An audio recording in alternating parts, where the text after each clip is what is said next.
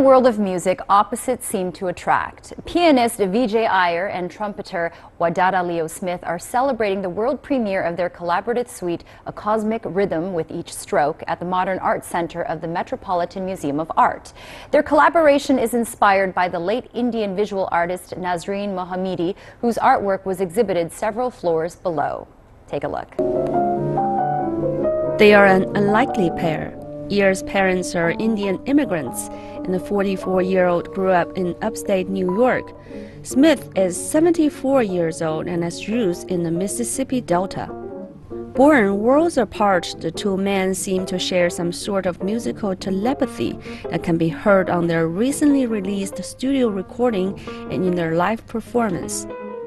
Iyer has been voted Jazz Artist of the Year in Downbeat magazine's critics poll, has received a MacArthur Foundation Guinness grant, and is a professor in Harvard's music department, but he almost never became a musician at all.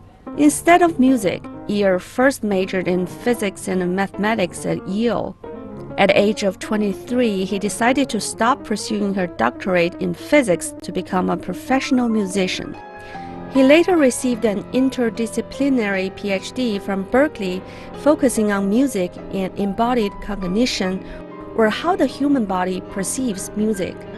After Iyer became the 2015 16th artist in residence at the Metropolitan Museum of Art, curators introduced him to Mohammedi's work.